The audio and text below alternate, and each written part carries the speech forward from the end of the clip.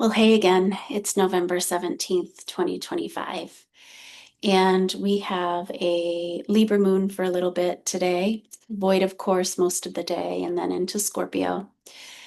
But as always, please join me in a silent minute to send your peaceful and loving kindness intentions, peaceful intentions and loving kindness where you feel that they're needed. I will start the timer now.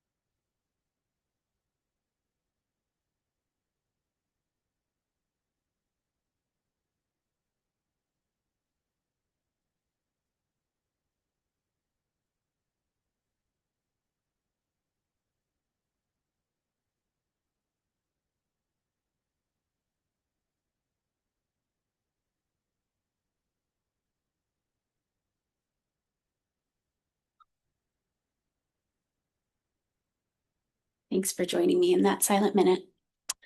So the moon will move out of Libra at 6:51 a.m. Eastern Time, and then she'll move into Scorpio at 4:44 p.m. Eastern Time. And this gives us a great opportunity to feel what a void of course moon feels like for us. So the moon isn't influenced by any of the other planets during a void of course time. And it's very quiet in a sense.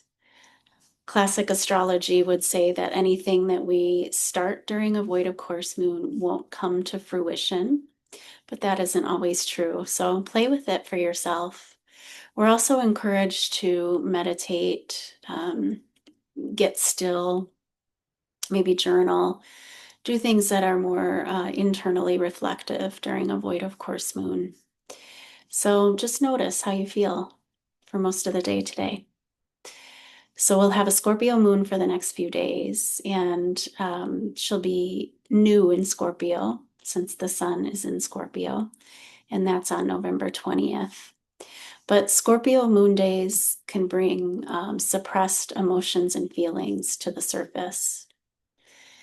You might feel rage come up from deep undercurrents of your soul. It's asking to be witnessed and healed. And healing happens in simple acceptance, letting it be there.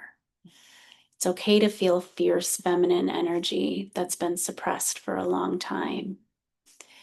Voice your needs and your feelings instead of blindly lashing out in a rage.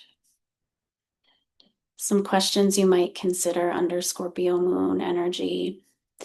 Where do I need to go to heal my connections with my roots? Who can help me dive deeper?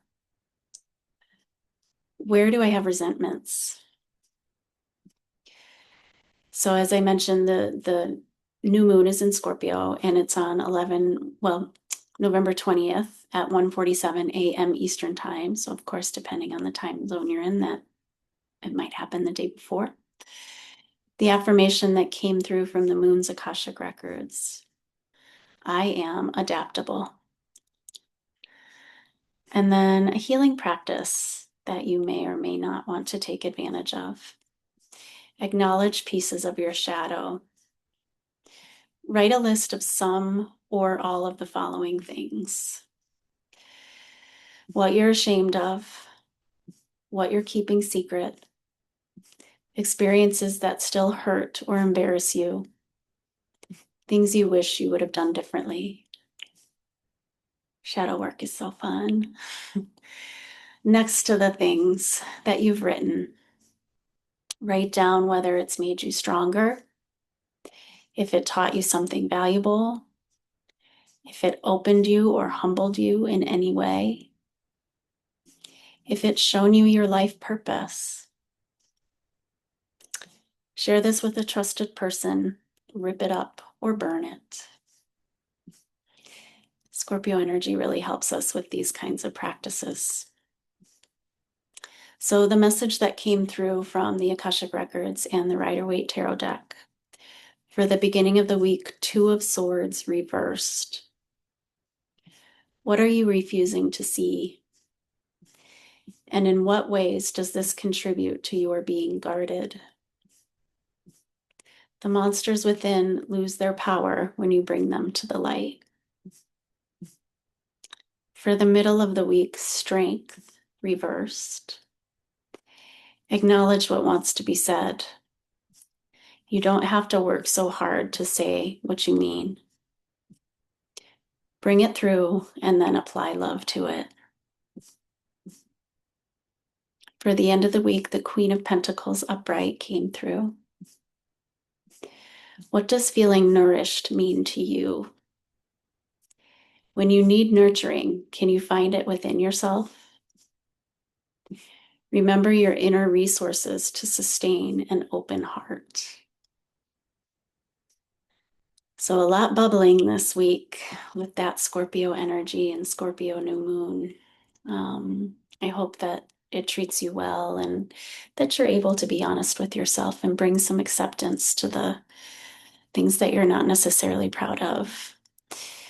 Those things have superpowers in them. So by looking at how they've made you stronger, how they've opened you up can be really helpful.